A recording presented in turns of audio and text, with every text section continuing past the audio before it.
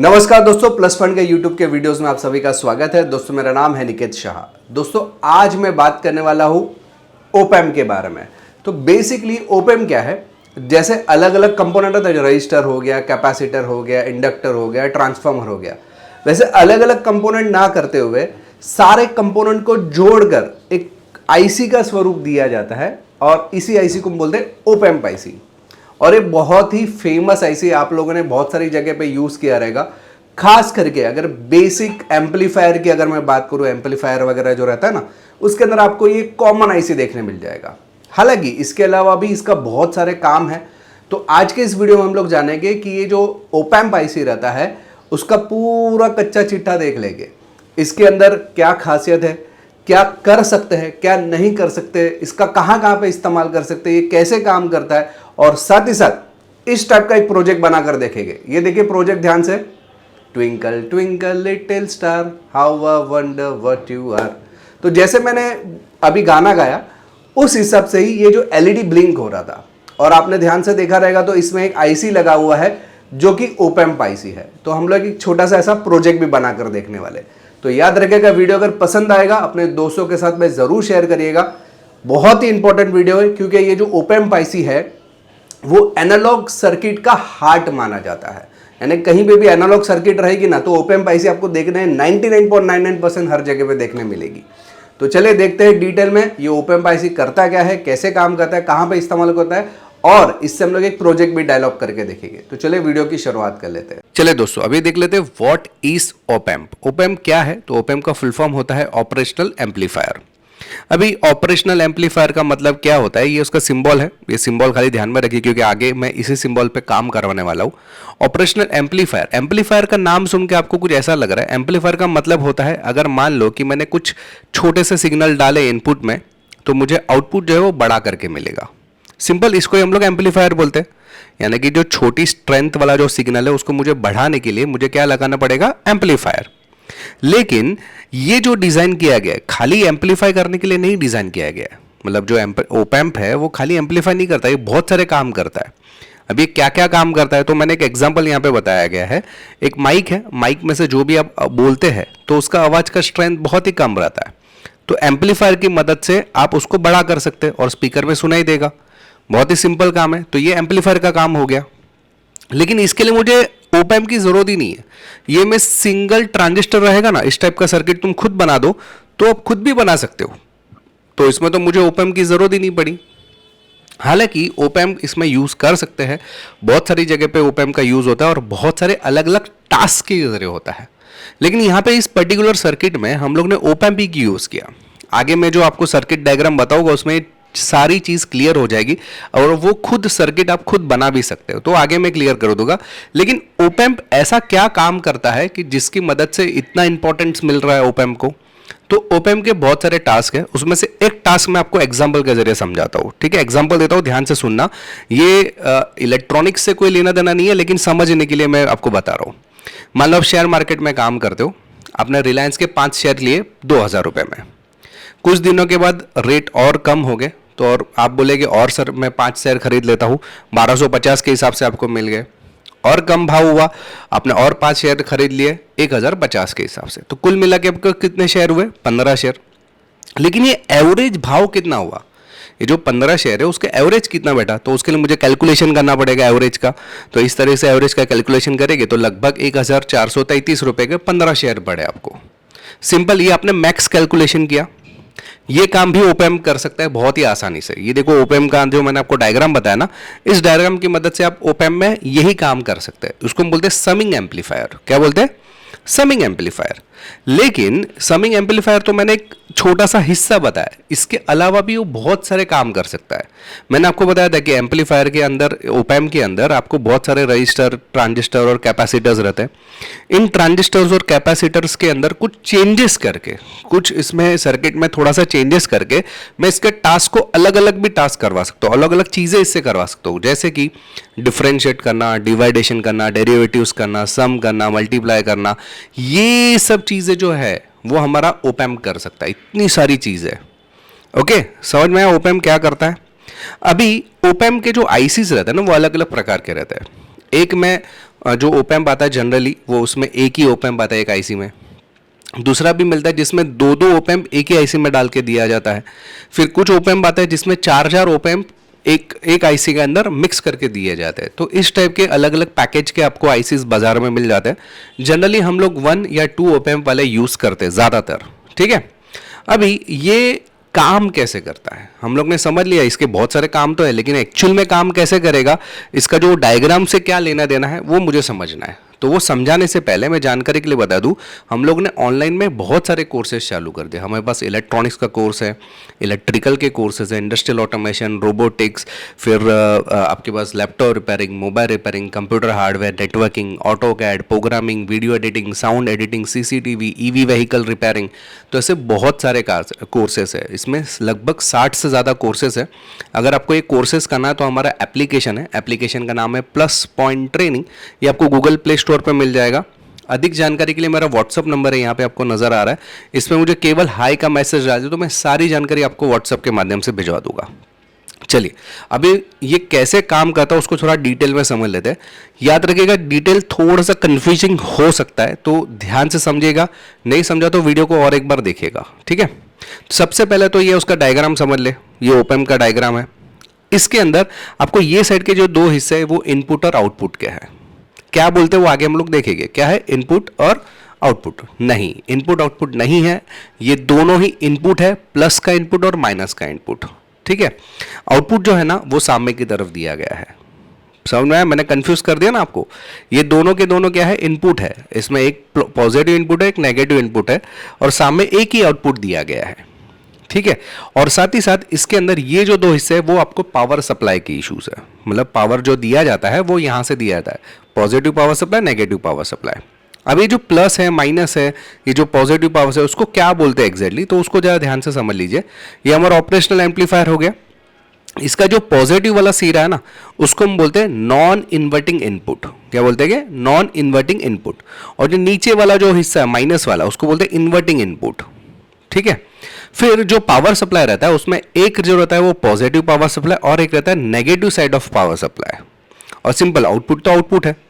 और आईसी में इसको इस तरीके से फिट किया जाता है। हमारी 8 पिन की जनरली आईसी रहती है, सिंगल वाली भी। अगर आप ध्यान से देखोगे यहाँ पे तो ये जो 2 नंबर की पिन है वो इन्वर्टिंग इनपुट है, 3 नंबर की पिन जो है नॉन इन्वर्टिंग इनपुट है। आपका पॉजिटिव पावर सप्लाई 7 नंबर और 4 नंबर से नेगेटिव पावर सप्लाई मिलता है, और आउटपुट जो आपको 6 नंबर पे मिलता है। तो कुल मिला के ये 741 आईसी है ना, जिसमें सिंगल ओपैम्प लगाया जाता है, वो इस टाइप में कुछ रहता है। क्लियर है ये। अभी आपको इसमें कुछ चीजें ध्यान में रखनी बहुत जरूरी है, मतलब आप दिमाग में फिट कर लोगे। ओपैम्प पे काम करना तो दिमाग में फिट करना बहुत जरूरी है सब चीजों को। पहली चीज कि ये जो इनपुट है ना, इन्वर्टिंग और नॉन इन्वर्टिंग जो मैंने बताया यहाँ पे, उसमें से वो करंट लेता नहीं है, बहुत ही निगोशिएबल करंट लेता है जिससे कोई फर्क नहीं पड़ता। और यहाँ से कोई भी करंट लेता नहीं, खाली वोल्टेज ही लेता है। तो करंट नहीं लेने की वजह से हमारे जो सेंसर्स वगैरह अगर मान लो इसके साथ में लगे हुए हैं वो बहुत ही सेफली काम करेगा। तो यहाँ से करंट फ्लो नहीं होगा, इन्वर्टिंग और नॉन इन्वर्टिंग में से करंट फ्लो नहीं होगा। ये चीज़ आपको पहले ध्यान में रखनी है। दूसरी चीज़ कि जो आउटपुट है उसमें से करंट दे भी सकते हैं, ले भी सकते हैं। आउटपुट में से करंट दे भी सकते हैं और ले भी सकते हैं, ये चीज़ आपको ध्यान में रखनी है। इनपुट में नहीं जाएगा लेकिन आउटपुट में कहाँ से आएगा, तो उसके लिए आपको अलग से पावर सप्लाई लगाना पड़ता है। पावर सप्लाई में भी जो ऊपरी सिरा है वो पॉजिटिव रहेगा और निचली सिरा जो है वही सेम टर्मिनल का नेगेटिव सिरा रहेगा। आप देख सकते हैं यहाँ पे, आप देख सकते हैं बैटरी लगी हुई है। ये आपको यहाँ से एक सप्लाई गया है और दूसरा सप्लाई यहाँ से गया है, जिसमें पॉजिटिव और नेगेटिव सप्लाई दिया गया है। सिंपल। इसके अलावा और एक उसका नियम है कि नियम क्या बोलता है कि ये जो इन्वर्टिंग इनपुट और नॉन इन्वर्टिंग इनपुट है ना, इन दोनों के बीच में जो भी डिफरेंस ऑफ वोल्टेज रहेगा, याद रखिए जो भी डिफरेंस ऑफ वोल्टेज रहेगा वो तुमको आउटपुट में उसको गेन करके मिलेगा। गेन है ना, उसको 1 लाख गुना बढ़ा करके मिल सकता है। क्या मिलेगा आपको 1 लाख गुना बढ़ा, ध्यान रखिए। ये V1 और V2 ये क्या है, इन्वर्टिंग और नॉन इन्वर्टिंग इनपुट है, ठीक है। इन दोनों के बीच का जो वोल्टेज डिफरेंस होता है उसको ही 1 लाख गुना ज्यादा करके V3 से आपको आउटपुट मिलता है, जिसको बोलते हैं गेन। क्या बोलते हैं, गेन, इनपुट ये वाला है, आउटपुट ये वाला है, तो गेन, आउटपुट में गेन कितना मिलेगा, इन दोनों का डिफरेंस ऑफ वोल्टेज लिखा ना यहाँ पे, इनपुट वोल्टेज डिफरेंस। क्लियर है? ये 4 नियम आपको ध्यान में रखे। अभी आपके दिमाग में एक सवाल आएगा, सर ये 1 लाख गुना क्या हिसाब से आया, तो वो बता दूं, इसमें कोई भी जब भी फीडबैक कनेक्शन नहीं रहता, फीडबैक क्या है मैं आगे बताऊंगा, तो उसमें गेन जो रहता है वो एक्सट्रीमली हाई लेवल पे जाता है। जैसे कि output divided by input is equal to gain, तो लगभग 1 लाख गुना बढ़ जाता है। यानी कि यहाँ पे समझो 1 वोल्ट डालेंगे तो यहाँ पे 1 लाख वोल्ट मिल सकता है, लेकिन टेक्निकली ऐसे काम नहीं करता है। क्यों ऐसे काम नहीं करता है? क्योंकि इसके अंदर हम लोग फीडबैक लगाते हैं, और फीडबैक की वजह से यहाँ पे इसका इस्तेमाल inverting amplifier, non inverting amplifier, voltage follower, इस तरीके से इसका इस्तेमाल किए जाते हैं। समझ में आ रही बात? तो ये सब उसके नियम कानून है। किसकी वजह से हुए नियम कानून? ये फीडबैक की वजह से। आप देख सकते हैं रजिस्टर जो लगा हुआ है ना, ये नेगेटिव से यहाँ पे आउटपुट की तरफ, ये फीडबैक की वजह से ये प्रॉब्लम आ रहा है। प्रॉब्लम नहीं बोल सकते, उसका स्टेट बोल सकते हैं। अभी सर आप बोलेंगे कि सर मैंने तो इनपुट में 1 वोल्ट डाला, मेरे को तो 1 लाख वोल्ट मिल रहा है, तो मेरे लिए तो बेहतर है ना, वोल्टेज बढ़ा के दे रहा है। लेकिन ये भी गलत है। क्यों गलत है?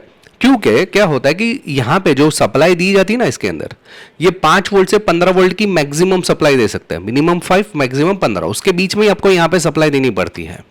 और आउटपुट का जो भी रेंज रहेगा, समझो यहाँ पे जो भी नंबर ऑफ डिफरेंस रहेगा, आउटपुट का जो भी सप्लाई आएगा वो या तो पॉजिटिव 5 वोल्ट रहेगा या तो नेगेटिव 5 वोल्ट। क्योंकि जो इनपुट सप्लाई आपने दिया हुआ है, मान लो 12 वोल्ट दिया है, तो यहाँ पे पॉजिटिव 12 वोल्ट जाएगा या तो नेगेटिव 12 वोल्ट जाएगा। अगर मान लो 15 दिया है तो एग्जैक्टली 15 आपको मैक्सिमम बोल रहा हूँ 15 जाएगा, और मिनिमम माइनस में भी 15 जाएगा, -15 जाएगा। बस यही आपको आउटपुट मिल पाएगा। 1 लाख वोल्ट ही मिल पाएगा। जितना आपने इनपुट दिया वो हिसाब से आपको आउटपुट मिल सकता है मैक्सिमम। क्लियर है? तो ये चीज आपको ध्यान में रखनी है। अगर दोनों का वोल्टेज सेम है तो आउटपुट में 0 मिलेगा, कुछ नहीं मिलेगा। समझ में आ रही है बात? तो इनपुट, ये दोनों के बीच में जो भी डिफरेंस रहेगा उसका 1 लाख गुना आपको बाहर मिलने वाला आउटपुट। क्लियर है? लेकिन 1 लाख गुना नहीं मिलेगा। क्यों?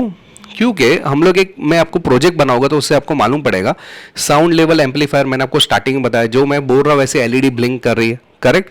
ऐसा मुझे एक एम्पलीफायर बनाना है, तो उसके लिए ओपैम्प का यूज करने वाला हूं। लेकिन ओपैम्प को इस तरीके से लगाऊंगा, यहाँ पे इन्वर्टिंग एम्पलीफायर और नॉन इन्वर्टिंग एम्पलीफायर के हिसाब से लगाऊंगा। अभी इन्वर्टिंग एम्पलीफायर का मतलब क्या होता है कि इस टाइप का सर्किट, अगर आप ध्यान से देखोगे तो ये इन्वर्टिंग साइड है, बराबर है, ये इन्वर्टिंग एम्पलीफाइंग के साइड है, ये नॉन इन्वर्टिंग। तो नॉन इन्वर्टिंग वाले को मैंने ग्राउंड कर दिया, इन्वर्टिंग वाले पे मैंने एक रजिस्टर लगाया, और इसको ही फीडबैक रजिस्टर मैंने आउटपुट के साथ में कनेक्ट कर दिया, जैसे मैंने आपको पहले बताया। तो यहां पे इसको बोलते हैं नॉन इन्वर्टिंग एम्पलीफायर। ठीक है? यही इसका अगर आउटपुट देखोगे, अगर इस बीच में डिफरेंस आता है, इन दोनों के बीच में वोल्टेज का डिफरेंस आया, तो यदि आपका इनपुट वोल्टेज इस तरीके से है, ये देखो ये नीचे की तरफ आया है इनपुट में, तो आउटपुट एग्जैक्टली उसका विपरीत रहेगा। आउटपुट एग्जैक्टली उसका विपरीत थोड़ा सा बड़ा रहेगा। ये देखो ये छोटा है, ये उससे डबल आ जाएगा बड़ा, लेकिन मैक्सिमम कितना आएगा? जितना आपने इसमें सप्लाई दिया रहेगा। समझ में आ रहा है? लेकिन उसका विपरीत आएगा। जो भी वेवफॉर्म था उसका विपरीत वेवफॉर्म आपको इन्वर्टिंग इनपुट में मिलेगा। और नॉन इन्वर्टिंग इनपुट में, नॉन इन्वर्टिंग इनपुट का मतलब है यहां पे मैंने पॉजिटिव सप्लाई दिया हुआ है और माइनस को मैंने ग्राउंड कर दिया, इसको बोलते हैं नॉन इन्वर्टिंग इनपुट। इसका आउटपुट आपको कैसे मिलेगा? सेम टू सेम मिलेगा। अगर मैंने पहले पॉजिटिव साइकिल आया हुआ है तो पॉजिटिव साइकिल ही मिलेगा, लेकिन बहुत ज्यादा मिलेगा क्योंकि एम्पलीफाइंग करके मिल रहा है। तो नॉन इन्वर्टिंग के अंदर एग्जैक्ट उसका विपरीत मिलेगा, और इन्वर्टिंग में सेम टू सेम आउटपुट मिलेगा लेकिन ज्यादा करके मिलेगा। तो ये डिफरेंस आपको खाली ध्यान में रखना है। क्लियर है डिफरेंस दोनों का, इन्वर्टिंग और नॉन इन्वर्टिंग एम्पलीफायर? चलिए अभी हम लोग प्रोजेक्ट बना देते, जो मैंने आपको पहले बताया। प्रोजेक्ट बनाने के लिए मैंने यहाँ पे बहुत ही सिंपल एक माइक लिया हुआ है और एक 474J कैपेसिटर लिया हुआ है, और 9 वोल्ट का मैं सप्लाई देता हूँ। होता क्या है यहाँ पे, प्रॉब्लम क्या होगा, जब भी मैं बोलूंगा ना माइक में से, तो माइक में से बहुत ही हल्का आवाज आएगा, और ये वोल्टेज अगर मैं वोल्टेज के अंदर मापूं तो मैक्सिमम 3.3 वोल्ट, यानी यहाँ पे आप देखेंगे ऊपर की तरफ 0.165 और नीचे की तरफ 0.165, इतना ही आपको आवाज मिल रहा है। तो लगभग आपको पूरा 3 वोल्ट भी नहीं मिल रहा है। लेकिन हमारी जो एलईडीज है ना उसको चलने के लिए मिनिमम 3.5 वोल्ट चाहिए, 3.3 वोल्ट तो मिनिमम चाहिए। तो यहाँ पे अगर मैं बताऊँ तो यहाँ पे देखो मेरे को चलने के लिए, इस एलईडी को चलाने के लिए कम से कम ये 4.5 जो है वोल्टेज है, मैक्सिमम 6.15 वोल्ट चाहिए, और मिनिमम कितना चाहिए, 2.85 वोल्ट मिनिमम चाहिए। लेकिन यहाँ पे तो कितना नंबर है, 0.165 मिल रहा है। तो इससे हमारी एलईडी चलेगी क्या, नहीं चलेगी। और इसी का कारण हम लोग यहाँ पे एम्पलीफायर लगाते हैं, ये ओपैम्प एम्पलीफायर लगाते हैं। एम्पलीफायर है ना ओपैम्प एम्पलीफायर, जो कि 714CN है। अब इसका कनेक्शन कैसे करेंगे, तो ये बहुत ही सिंपल है। मैंने यहाँ पे ना 714 नहीं लिया हुआ, यहाँ पे मैंने LM358 लिया, यानी कि ड्यूअल ओपैम्प वाला लिया है। इसमें 2 ओपैम्प रहता है ना, उस टाइप का आईसी ली हुई है। तो ध्यान में रखिए कैसे लिया है, ये आपका पॉजिटिव साइड है, ये नेगेटिव साइड है। पॉजिटिव साइड से मैंने एक रजिस्टर यहाँ पे लिया हुआ है जो कि माइक को कंट्रोल करेगा। फिर कैपेसिटर की मदद से 100 ओम का एक रजिस्टर, 1 मेगा ओम्स का एक रजिस्टर लेके 10K और 10K का रजिस्टर लेके इसको सप्लाई दिया गया है। और यहाँ पे आउटपुट में हमारी 3 एलईडी ज्वाइन की हुई है। याद रखेगा, ये प्रोजेक्ट बनाकर मुझे व्हाट्सअप करो। व्हाट्सएप कौन से नंबर पे करोगे, तो व्हाट्सएप ये नंबर पे करोगे 9768871110। प्रोजेक्ट बना के अगर मुझे व्हाट्सएप करोगे, अगर मुझे आपका प्रोजेक्ट पसंद आता है तो आपके फोटो के साथ में, आपके प्रोजेक्ट के साथ में मैं अगले वीडियो में आपका फोटो मेरे वीडियो में डालूंगा। तो याद रखेगा, ये मुझे फोटो जरूर भेजेगा। तो चलिए आज के लिए इतना ही। अगर आप चाहते हो कि ओपैम्प का मैं कंपैरेटर के हिसाब से भी वर्किंग करके आपके बताऊं, तो मुझे कमेंट में ज़रूर लिखे, तो मैं ज़रूर उसके ऊपर भी थोड़ा एक अलग सा लेक्चर बना दूंगा। और अगर आप ऑनलाइन कोर्सेज करना चाहते हो तो हमारा एप्लीकेशन का नाम है प्लस पॉइंट ट्रेनिंग, ये गूगल प्ले स्टोर पे मिल जाएगा। अधिक जानकारी के लिए मेरा व्हाट्सअप नंबर है, उसमें मुझे केवल हाई का मैसेज डाल दीजिए, सारी जानकारी मैं व्हाट्सअप से भिजवा दूंगा। तो चलिए दोस्तों, आज की इस वीडियो में इतना ही। मैं आपके फोटो की राह देखूंगा और आपके प्रोजेक्ट कैसे हुआ है उसकी भी राह देखूंगा। और नेक्स्ट लेक्चर में अगर आपने अच्छा किया है तो नेक्स्ट वीडियो में आपका ज़रूर फोटो में डालूंगा। तो चलिए आज के इस वीडियो के लिए इतना ही। याद रखिएगा, अगर नए हैं चैनल के ऊपर तो सब्सक्राइब का बटन दबा के बेल का आइकन दबा दीजिए, ताकि मेरे जो भी नए वीडियोस आएगा उसका नोटिफिकेशन आपको जल्द से जल्द मिल जाए। चलिए इस वीडियो में इतना ही। Thanks for listening.